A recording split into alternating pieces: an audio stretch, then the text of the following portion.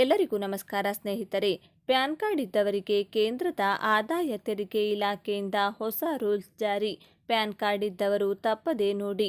ನಿಮ್ಮ ಬಳಿ ಈಗಾಗಲೇ ಪ್ಯಾನ್ ಕಾರ್ಡ್ ಇದ್ದರೆ ಈ ವಿಡಿಯೋವನ್ನು ಈಗಲೇ ಲೈಕ್ ಮಾಡಿ ಹಾಗೂ ಕೊನೆವರೆಗೂ ನೋಡಿ.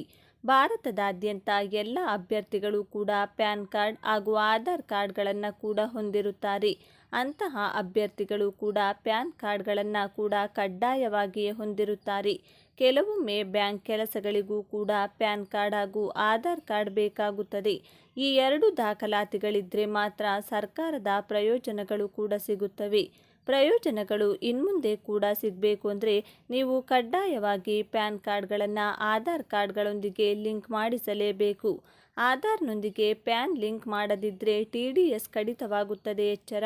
ಆದಾಯ ತೆರಿಗೆ ಪಾವತಿದಾರರು ಕಡ್ಡಾಯವಾಗಿ ಪ್ಯಾನ್ ಕಾರ್ಡ್ಗಳನ್ನು ಕೂಡ ಹೊಂದಿರುತ್ತಾರೆ.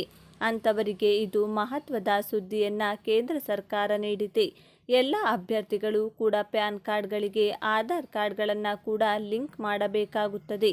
ಅಥವಾ ನೀವೇನಾದರೂ ಇನ್ನೂ ಕೂಡ ಪ್ಯಾನ್ ಕಾರ್ಡ್ಗಳನ್ನು ಹೊಂದಿಲ್ಲದಿದ್ದರೆ ನೀವು ಹೊಸ ಪ್ಯಾನ್ ಕಾರ್ಡ್ಗಳಿಗೂ ಕೂಡ ಆನ್ಲೈನ್ ಮುಖಾಂತರವೇ ನಿಮ್ಮ ಫೋನಿನಲ್ಲಿ ಅರ್ಜಿ ಸಲ್ಲಿಸಿ ಹೊಸ ಪ್ಯಾನ್ ಕಾರ್ಡ್ಗಳನ್ನು ಕೂಡ ಪಡೆಯಬಹುದು.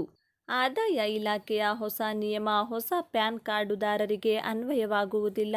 ಯಾರು ಮುಂಚಿತವಾಗಿಯೇ ಪ್ಯಾನ್ ಕಾರ್ಡ್ಗಳನ್ನು ಹೊಂದಿ ಈವರೆಗೂ ಕೂಡ ಸರ್ಕಾರದಿಂದ ಸಿಗುತ್ತಿರುವಂಥ ಸಾಕಷ್ಟು ಯೋಜನೆಗಳ ಪ್ರಯೋಜನಗಳನ್ನು ಪಡೆದುಕೊಳ್ಳುತ್ತಿದ್ದಾರೆ ಅಂಥವರು ಮಾತ್ರ ಆಧಾರ್ ಕಾರ್ಡ್ಗಳೊಂದಿಗೆ ಪ್ಯಾನ್ ಕಾರ್ಡ್ಗಳನ್ನು ಕೂಡ ಲಿಂಕ್ ಮಾಡಬೇಕಾಗುತ್ತದೆ. ಈ ಕೊನೆಯ ದಿನಾಂಕದ ಒಳಗೆ ಕಡ್ಡಾಯವಾಗಿ ಎಲ್ಲರೂ ಕೂಡ ಲಿಂಕ್ ಮಾಡಿಸಿರಿ. ಮೇ 31ರೊಳಗೆ ಈ ಒಂದು ಹೊಸ ನಿಯಮವನ್ನು ಕೂಡ ಎಲ್ಲರೂ ಪಾಲಿಸುವ ಮುಖಾಂತರ ಈ ತಿಂಗಳ ಒಳಗೆ ಆಧಾರ್ ಕಾರ್ಡ್ಗಳೊಂದಿಗೆ ಪ್ಯಾನ್ ಕಾರ್ಡ್ಗಳನ್ನು ಕೂಡ ಲಿಂಕ್ ಮಾಡಿರಿ. ಇಲ್ಲದಿದ್ದರೆ ನಿಮಗೆ ಯಾವುದೇ ರೀತಿಯ ಸರ್ಕಾರದಿಂದ ಸಿಗುತ್ತಿರುವಂತಹ ಪ್ರಸ್ತುತ ಯೋಜನೆಗಳ ಹಣ ಅಥವಾ ಇನ್ನಿತರ ಪ್ರಯೋಜನಗಳು ಕೂಡ ಮುಂದಿನ ದಿನಗಳಲ್ಲಿ ಸಿಗುವುದಿಲ್ಲ. ಆದ್ದರಿಂದ ಎಲ್ಲರೂ ಕೂಡ ಮುನ್ನೆಚ್ಚರಿಕೆಯಿಂದ ಗಡುವು ಮುಗಿಯುವ ದಿನದ ಒಳಗೆ ಲಿಂಕ್ ಮಾಡುವುದು ಉತ್ತಮ. ಪಂಚ ಗ್ಯಾರಂಟಿಗಳಲ್ಲಿ ಒಂದಾದ ಅನ್ನಭಾಗ್ಯ ಯೋಜನೆ ಹಾಗೂ ಗೃಹಲಕ್ಷ್ಮಿ ಯೋಜನೆಯಲ್ಲಿ ರೇಷನ್ ಕಾರ್ಡ್ಗಳಿಗೆ ಆಧಾರ್ ಕಾರ್ಡ್ ಅಥವಾ ಬ್ಯಾಂಕ್ ಖಾತೆಗಳಲ್ಲಿ ಆಧಾರ್ ಕಾರ್ಡ್ಗಳನ್ನು ಲಿಂಕ್ ಮಾಡಿಸಿರುವುದು ಕೂಡ ಕಡ್ಡಾಯವಾಗಿದೆ. ಅದರಂತೆಯೇ ಈ ನಿಯಮವನ್ನು ಕೂಡ ಕೇಂದ್ರ ಸರ್ಕಾರ ಜಾರಿಗೆ ತಂದಿದೆ. ಈ ನಿಯಮವನ್ನು ಎಲ್ಲ ಆಧಾರ್ ಕಾರ್ಡುದಾರರು ಪಾಲಿಸಬೇಕಾಗುತ್ತದೆ. ಆದರೆ ನೀವೇನಾದರೂ ಈ ಒಂದು ನಿಯಮವನ್ನು ಪಾಲಿಸದೇ ಇದ್ದರೆ ನಿಮಗೆ ಖಾತೆಯೊಳಗೆ TDS ಹಣ ಕೂಡ ಕಡಿತವಾಗುತ್ತದೆ. ಆದ್ದರಿಂದ ಎಲ್ಲರೂ ಕೂಡ ಮುನ್ನೆಚ್ಚರಿಕೆಯಿಂದ ಈ ಒಂದು ಲಿಂಕ್ಗಳನ್ನು ಕೂಡ ಮಾಡಿಸಿಕೊಳ್ಳಿ. ಗ್ರಾಮೀಣ ಭಾಗದ ಹಳ್ಳಿಯ ಜನರಿಗೆ ರಾಜ್ಯದ ಕಂದಾಯ ಸಚಿವರಾದ ಕೃಷ್ಣ ಬೈರೇಗೌಡ ಅವರು ಭಾರೀ ದೊಡ್ಡ ಭರ್ಜರಿ ಬಂಪರ್ ಗಿಫ್ಟ್ ನೀಡಿದ್ದಾರೆ. ನೀವು ನೋಡಿರಬಹುದು. ಹಳ್ಳಿಗಳಲ್ಲಿ ಅಥವಾ ಗ್ರಾಮೀಣ ಮಟ್ಟದಲ್ಲಿ ಮನೆ ಕಟ್ಟಲು ಇತ್ತೀಚೆಗೆ ರಾಷ್ಟ್ರೀಕೃತ ಬ್ಯಾಂಕುಗಳು ಸಾಲಗಳನ್ನು ಕೊಡುತ್ತಿವೆ. ಆದರೆ ಕೆಲವು ವರ್ಷಗಳ ಹಿಂದೆ ಅಂದರೆ 1-5 ವರ್ಷ ಅಥವಾ 10 ವರ್ಷಗಳ ಹಿಂದೆ ಹಳ್ಳಿಗಳಲ್ಲಿ ಮನೆ ದುರಸ್ತಿ ಮಾಡಲು ಅಥವಾ ಮನೆ ಕಟ್ಟಲು ಯಾವುದೇ ಬ್ಯಾಂಕುಗಳು ಸಾಲ ಕೊಡುತ್ತಿರಲಿಲ್ಲ. ಹಾಗೂ ಹೊಸ ಫ್ಲಾಟ್ ಏರಿಯಾದಲ್ಲಿ ಮನೆ ಕಟ್ಟಲು ಯಾವುದೇ ಬ್ಯಾಂಕುಗಳು ಕೂಡ ₹1 ಸಾಲ ಕೊಟ್ಟಿರಲಿಲ್ಲ.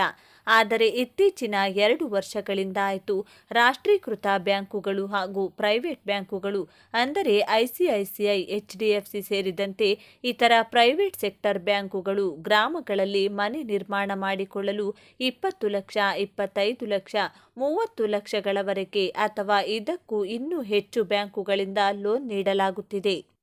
ಮೊದಲು ಯಾಕೆ ಕೊಡುತ್ತಿರಲಿಲ್ಲ, ಹೀಗೆ ಯಾಕೆ ನೋಡಿಕೊಡುತ್ತಿದ್ದಾರೆ ಅಂದರೆ ನಿಮ್ಮ ಗ್ರಾಮವನ್ನು ಕಂದಾಯ ಗ್ರಾಮ ಎಂದು ರಾಜ್ಯ ಸರ್ಕಾರ ಘೋಷಿಸಿದೆ. ಆದರೆ ಪ್ರತಿಯೊಬ್ಬರೂ ಕೂಡ ಈ ಪತ್ರವನ್ನು ಇಟ್ಟುಕೊಂಡ್ರೆ ಮಾತ್ರ ಅಂದರೆ ರಾಜ್ಯ ಸರ್ಕಾರದಿಂದ ಹಳ್ಳಿಯ ಜನರಿಗೆ ಈ ಪತ್ರಗಳನ್ನು ವಿತರಿಸಲು ರಾಜ್ಯದ ಕಂದಾಯ ಸಚಿವ ಕೃಷ್ಣ ಬೈರೇಗೌಡ ಅವರು ನಿರ್ಧರಿಸಿದ್ದು. ಈ ಪತ್ರ ಇದ್ದರೆ ಮಾತ್ರ ಬ್ಯಾಂಕುಗಳು ನಿಮಗೆ ಸಾಲಗಳನ್ನು ಮನೆ ಕಟ್ಟಲು ಅಥವಾ ಮನೆ ನಿರ್ಮಾಣ ಮಾಡಲು ಅಥವಾ ಫ್ಲಾಟುಗಳಲ್ಲಿ ಹೊಸ ಮನೆ ನಿರ್ಮಾಣ ಮಾಡಲು ಸಾಲಗಳನ್ನು ಕೊಡುತ್ತಾರೆ. ಬನ್ನಿ, ಹಾಗಿದ್ರೆ ಕೃಷ್ಣ ಬೈರೇಗೌಡ ಅವರು ಕಂದಾಯ ಸಚಿವರಾಗಿದ್ದು ಹಳ್ಳಿಗಳಲ್ಲಿ ಮನೆ ಕಟ್ಟಲು ಬ್ಯಾಂಕುಗಳು ನಮಗೆ ಸಾಲ ಕೊಡಬೇಕು ಅಂದರೆ ಯಾವ ಪತ್ರಗಳನ್ನು ಇಟ್ಟುಕೊಳ್ಳಬೇಕು ಮತ್ತು ರಾಜ್ಯದ ಕಂದಾಯ ಸಚಿವ ಕೃಷ್ಣ ಬೈರೇಗೌಡ ಅವರು ನೀಡಿರುವ ಗ್ರಾಮೀಣ ಜನತೆಗೆ ಗುಡ್ ನ್ಯೂಸ್ ಏನು ಅನ್ನೋದನ್ನು ಕಂಪ್ಲೀಟ್ ಆಗಿ ನೋಡೋಣ. ನೀವು ಕೂಡ ಹಳ್ಳಿಯ ಜನರಾಗಿದ್ದರೆ ಅಥವಾ ಗ್ರಾಮೀಣ ಪ್ರದೇಶದವರಾಗಿದ್ದರೆ ತಪ್ಪದೆ ತಪ್ಪದೆ ಈ ವಿಡಿಯೋವನ್ನು ಈಗಲೇ ಲೈಕ್ ಮಾಡಿ ಹಾಗೂ ವಿಡಿಯೋವನ್ನು ಕೊನೆವರೆಗೂ ನೋಡಿ. ರಾಜ್ಯದ ಅನೇಕ ಗ್ರಾಮಗಳನ್ನು ಕಂದಾಯ ಗ್ರಾಮಗಳನ್ನಾಗಿ ಘೋಷಣೆ ಮಾಡಲಾಗಿದೆ. ಇಂತಹ ಕಂದಾಯ ಗ್ರಾಮ ಘೋಷಿಸಿ ಗ್ರಾಮದ ಜನರಿಗೆ ಹಕ್ಕುಪತ್ರಗಳನ್ನು ಶೀಘ್ರವೇ ವಿತರಣೆ ಮಾಡುವಂತೆ ಸಚಿವ ಕೃಷ್ಣ ಬೈರೇಗೌಡ ತಿಳಿಸಿದ್ದಾರೆ. ಇಂದು ಈ ಬಗ್ಗೆ ಸಭೆ ನಡೆಸಿದಂತ ಅವರು ಸಭೆಯಲ್ಲಿ ಅರ್ಹ ಜನವಸತಿ ಪ್ರದೇಶಗಳನ್ನು ಕಂದಾಯ ಗ್ರಾಮಗಳನ್ನಾಗಿ ಘೋಷಿಸುವ ಕುರಿತು ಚರ್ಚೆ ನಡೆಸಲಾಯಿತು. ಈ ಬಗ್ಗೆ ಅಧಿಕಾರಿಗಳಿಗೆ ಖಡಕ್ ಸೂಚನೆ ನೀಡಿದ ಸಚಿವರು ಬಡವರಿಗೆ ಸಹಾಯ ಮಾಡುವ ನಿಟ್ಟಿನಲ್ಲಿ ಅರ್ಹ ಕಂದಾಯ ಗ್ರಾಮಗಳನ್ನು ಶೀಘ್ರ ಘೋಷಿಸಿ ಹಕ್ಕುಪತ್ರ ವಿತರಿಸಿ ಎಂದು ತಾಕೀತು ಮಾಡಿದರು. ಈಗಾಗಲೇ ಗುರುತಿಸಲಾಗಿರುವ ಕೆಲವು ಕಂದಾಯ ಗ್ರಾಮಗಳನ್ನು ಕೈಬಿಡುವ ಬಗ್ಗೆ ಕೆಲವು ಅಧಿಕಾರಿಗಳು ಪ್ರಸ್ತಾವನೆ ಕಳುಹಿಸಿದ್ದೀರಿ. ಅಸಲಿಗೆ ಅರಣ್ಯ ಪ್ರದೇಶ ಅಥವಾ ಕೆರೆ ಜಾಗಗಳನ್ನು ಕಂದಾಯ ಗ್ರಾಮಗಳ ಪಟ್ಟಿಯಿಂದ ಕೈಬಿಡುವ ಬಗ್ಗೆ ನಮ್ಮ ತಕರಾರಿಲ್ಲ. ಆದರೆ ಕೆಲವು ಅಸಂಬದ್ಧ ತಕರಾರುಗಳ ಕಾರಣಕ್ಕೆ ಕಂದಾಯ ಗ್ರಾಮಗಳನ್ನು ಕೈಬಿಡಬೇಡಿ. ಹೀಗೆ ಮಾಡುವುದರಿಂದ ಬಡವರಿಗೆ ತೊಂದರೆಯಾಗಲಿದೆ ಎಂದರು. ಹೆಚ್ಚುವರಿಯಾಗಿ ಹೊಸ ಕಂದಾಯ ಗ್ರಾಮಗಳ ಘೋಷಣೆಗಾಗಿ ಗುಲ್ಬರ್ಗಾ ಜಿಲ್ಲೆಯಲ್ಲಿ 174, ತುಮಕೂರು ಜಿಲ್ಲೆ 40, ವಿಜಯನಗರ ಜಿಲ್ಲೆಯಿಂದ 29 ಪ್ರಸ್ತಾವನೆ ಬಂದಿರುವುದನ್ನು ಸ್ವಾಗತಿಸಿದ ಸಚಿವರು ಪ್ರತಿ ತಾಲೂಕಿನಲ್ಲೂ ನಾವು ಗುರುತಿಸಿರುವುದಕ್ಕಿಂತ ಅಧಿಕ ಸಂಖ್ಯೆಯಲ್ಲಿ ಕಂದಾಯ ಗ್ರಾಮಗಳಿರುವ ಸಾಧ್ಯತೆ ಹೆಚ್ಚಿದೆ. ಈ ಬಗ್ಗೆ ತಹಶೀಲ್ದಾರ್ ಹಾಗೂ ಸ್ಥಳೀಯ ಶಾಸಕರ ಜೊತೆಗೆ ಚರ್ಚಿಸಿ ಮತ್ತಷ್ಟು ಹೊಸ ಕಂದಾಯ ಗ್ರಾಮಗಳ ಘೋಷಣೆಗೆ ಪ್ರಸ್ತಾವನೆ ಸಲ್ಲಿಸಿ ಎಂದು ಸೂಚಿಸಿದರು. ಈಗಾಗಲೇ ಸರ್ಕಾರ 2.11 ಲಕ್ಷ ಹಕ್ಕುಪತ್ರಗಳನ್ನು ವಿತರಿಸಬೇಕಿದ್ದು, ಜನವರಿ ತಿಂಗಳಿಗೆ ಕನಿಷ್ಠ 1.25 ಲಕ್ಷ ಹಕ್ಕುಪತ್ರಗಳನ್ನು ವಿತರಿಸಬೇಕಿದೆ.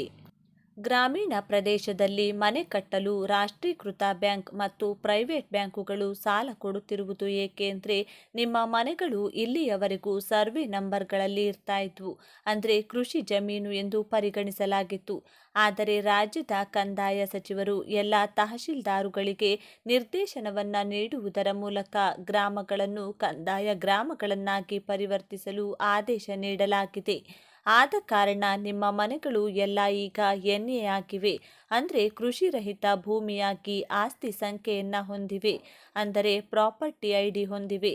ನೀವು ಹಳ್ಳಿಯವರಾಗಿದ್ದು ನಿಮ್ಮ ಗ್ರಾಮ ಪಂಚಾಯಿತಿಯಲ್ಲಿ ಹೋಗಿ ನಿಮ್ಮ ಆಸ್ತಿಯ ಸಂಖ್ಯೆಯನ್ನು ಚೆಕ್ ಮಾಡಿಕೊಳ್ಳಬಹುದು. ಒಂದು ವೇಳೆ ನಿಮ್ಮ ಪ್ರಾಪರ್ಟಿ ಐಡಿ ನಂಬರ್ ಇಲ್ಲ ಅಂದರೆ ಹೊಸದಾಗಿ ಗ್ರಾಮ ಪಂಚಾಯಿತಿಯಲ್ಲಿ ಮಾಡಿಕೊಡುತ್ತಾರೆ, ನೀವು ಮಾಡಿಸಿಕೊಳ್ಳಿ. ನೀವು ಹಳ್ಳಿಯಲ್ಲಿ ಮನೆ ಕಟ್ಟಲು ಬಯಸುತ್ತಿದ್ದರೆ ನಿಮಗೆ ಯಾವುದೇ ಬ್ಯಾಂಕಿನಲ್ಲಿ ಹೋದರೂ ಸಾಲ ಕೊಡುತ್ತಾರೆ. ಅದು ನೀವು ಆ ಗ್ರಾಮದ ಕಂದಾಯ ನಿವೇಶನ ವ್ಯಾಪ್ತಿಗೆ ಒಳಪಟ್ಟಿರಬೇಕು, ಅಂದರೆ ಗ್ರಾಮ ಪಂಚಾಯಿತಿಯಲ್ಲಿ ಒಳಪಟ್ಟಿರಬೇಕು. ಮನೆ ಕಟ್ಟಲು ಅಥವಾ ಗ್ರಾಮ ಪಂಚಾಯಿತಿಯಲ್ಲಿ ಪ್ರಾಪರ್ಟಿ ಐಡಿ ಮಾಡಿಸಲು ಯಾವುದೇ ಸಮಸ್ಯೆಗಳಿದ್ದರೆ ನಮಗೆ ಕಮೆಂಟ್ ಮಾಡಿ ಉತ್ತರಿಸುತ್ತೇವೆ. ಧನ್ಯವಾದಗಳು.